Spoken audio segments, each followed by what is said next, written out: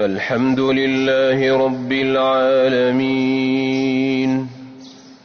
الرحمن الرحيم مالك يوم الدين إياك نعبد وإياك نستعين اهدنا الصراط المستقيم صراط الذين أنعمت عليهم غير المغضوب عليهم ولا الضالين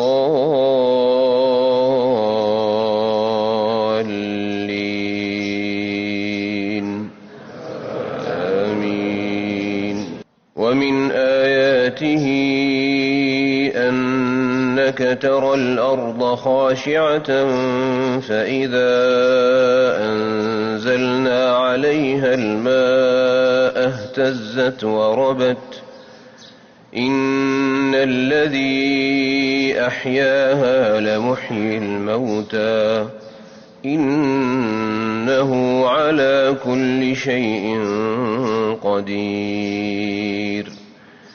إن الذين يلحدون في آياتنا لا يخفون علينا أفمن يلقى في النار خير أم من يأتي آمنا يوم القيامة اعملوا ما شئتم إنه بما تعملون بصير. إن الذين كفروا بالذكر لما جاءهم وإنه لكتاب عزيز لا يأتيه الباطل من بين يديه ولا من خلفه تنزيل من حكيم حميد. ما يقال لك إلا ما قد قيل للرسل من قبلك إن ربك لذو مغفرة وذو عقاب أليم. ولو جعلناه قرآنا أعجميا لقالوا لولا فصلت آياته أعجمي وعربي قل هو للذين آمنوا هدى وشفاء والذين لا يؤمنون في آذانهم وقر وهو عليهم عمى أولئك ينادون من مكان بعيد. ولقد آتينا موسى الكتاب فاختلف فيه ولولا كلمة سبقت من ربك لقضي بينهم وإنهم لفي شك منه مريب. من عمل صالحا فلنفسه ومن أساء فعليها وما ربك بظلام للعبيد.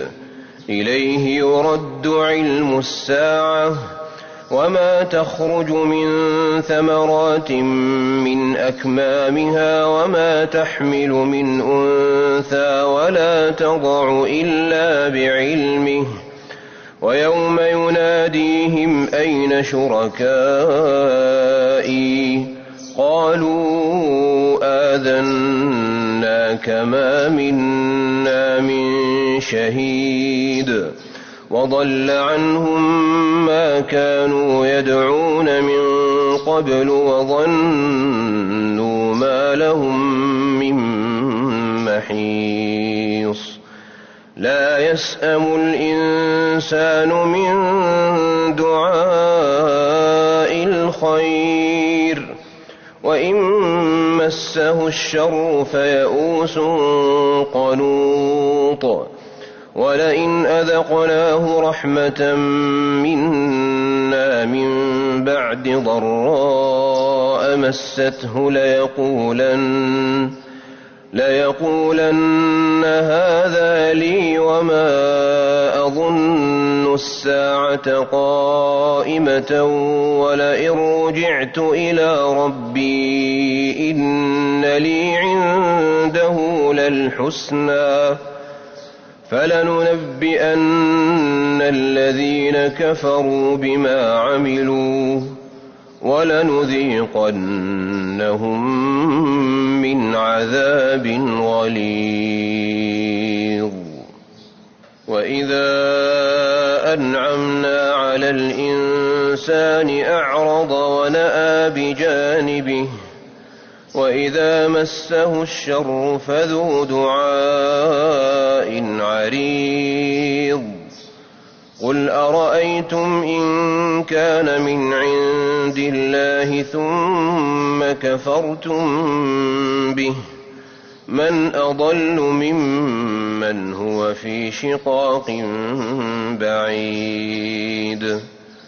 سنريهم آياتنا في الآفاق وفي أنفسهم حتى يتبين لهم أنه الحق. أولم يكف بربك أنه على كل شيء شهيد. ألا إنهم في مرية من لقاء ربهم ألا إنه بكل شيء